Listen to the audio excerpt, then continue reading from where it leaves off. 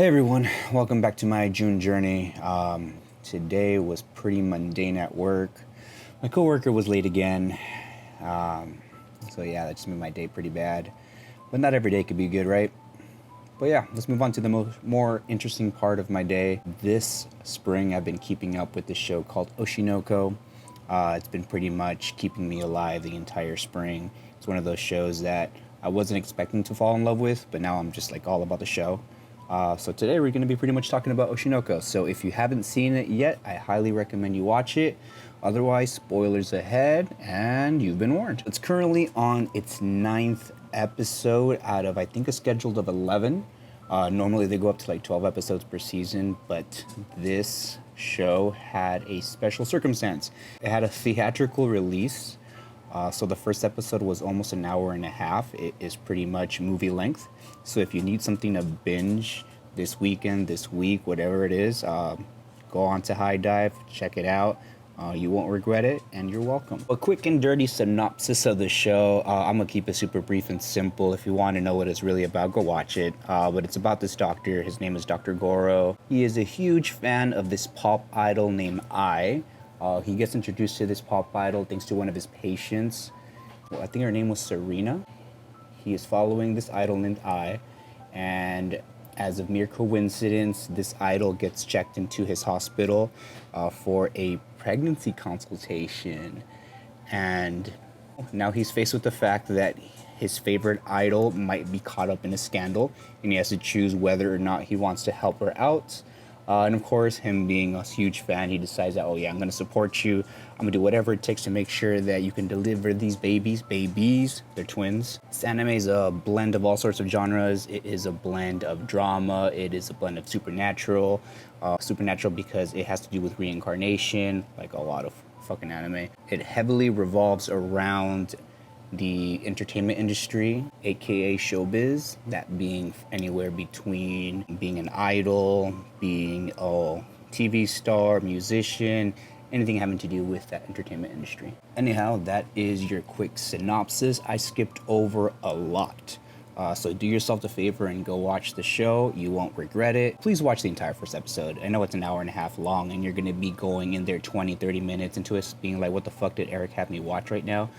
Trust me, you're going to love it. If you've enjoyed any of my other recommendations that I've ever given you, this one's definitely up there. In today's episode, the show dives deeper into the entertainment world, and it also hits a little bit on Aqua's mental state and his internal struggles. We picked up where we left off last episode with the show shining a light on the dark side of the reality TV show genre and all the unfortunate manipulation that ends up happening behind the scenes. In the last 2 episodes, we have been witnessing being pushed to her limits as her actions, her emotions, pretty much just being exploited for the sake of drama and TV ratings. It served as a stark reminder of all the sacrifices, of all the harm that people who want to be idols, stars, actors have to go through. It's a lot of heavy stuff, some stuff that just makes you like really wonder, is it worth it? And yeah, it affects everybody differently. Some people just brush it off, or in the case of Akane, just spirals out of control. This episode though, we finally get the payoff from last week's cliffhanger as we get to see Aqua's reaction to Akane's performance as I haven't seen Aqua in such a state before, where he's just baffled. He is flustered, shy, he's uncomposed, which is the complete opposite of what we've seen in the entire show, where he's cunning, plotting, just straight up just evil. Well, not evil, but you know. Thanks to that, there was a lot of parts in today's episode that I was just bursting out laughing. I'm just not used to seeing him in such a flustered way. It was great comedic relief, so I really enjoyed that. It was very interesting to see Aqua's state of mind. There was a part after he interacted with Akane, embodying I, where we get to dive a little bit into his mind as he's conflicting his feelings, because everyone around him is teasing him like, oh, you really like her, huh? But like, no, he just got reminded of like that feeling he had when he used to be around I, and he's conflicted because he never really gave it much thought about how he really felt about I. So he goes into like detail about like, oh, like I'm losing, I forget the exact lines, but he was like, oh, I'm losing like the part of me that I used to be, I don't know where Dr. Goro and Aqua like begin and end, like that line is blurring, and I thought that was super interesting. I'm glad that it just wasn't just like a throwaway gag with the reincarnation. I was really happy to see that. Most shows will just like do a trope and then just drop it. No, this one's building up on it. So it's really keeping my interest. That being said, I have such a love-hate relationship with Aqua. Like, I understand exactly where he's coming from with everything that he wants to do, him and his personal vendetta, his quest of revenge. But at the same time, I'm just like, dude, stop fucking around with all these characters' emotions. I understand that parasocial relationship that people can get when they're like looking at like K-pop idols or K-pop groups, I mean, or even a YouTuber or something of that nature.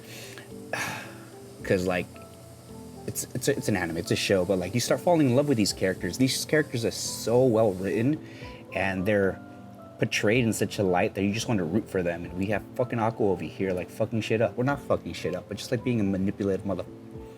You get the point. But yeah, we also got a cliffhanger at the end showcasing a potential new member of Ruby's idol group. I really like her, actually. She's a YouTuber, or that's how they portray her. They portray her as a YouTuber, so I'm excited to see how her backstory aligns with everybody else. If it's anything like everybody else's story, it's going to be, of course, heartbreaking, but I am looking forward to see where the story progresses. More than anything, though, I'm really interested in how they're going to play off of Kane's character. Like, they just introduced her maybe 3-4 episodes ago with this whole dating reality arc. So I'm excited to see where that goes. Her ability to do method acting just blows my mind away. I don't know much about acting, but this is exactly what I picture when I think of method acting. Like diving 100% everything you have into a character, and she did great with it. Like almost to the point like of being a detective, and Aqua fucking sees that, and he's gonna use her. Hopefully everything turns out fine, but I know this guy's gonna end up using Akane in some sort of way just so he can go for his revenge quest. But love-hate relationship with that guy. Love-hate relationship with the show, but it's so entertaining. It really dives into subjects that not many shows go into, at least not many shows that I've seen. If you know any other shows that are like this, like drop them in the comments. Like I would really love to see more of this. Also, let me know what your predictions are, what you think, if you've read the manga. No spoilers. Let's theorize together down below. Let's geek out together. That wraps up day 7 of my June journey. Yeah, not much happened. It was pretty mundane. What's it? Oh, I thought you were trying to say something. Oh. No, you're fine. Remember to like the video. Always makes us feel better. Helps me motivate me. Don't forget to subscribe over to my YouTube channel. I already got 10 more subscribers. Yay. Anyways, stay tuned in for tomorrow's adventure and have a great night.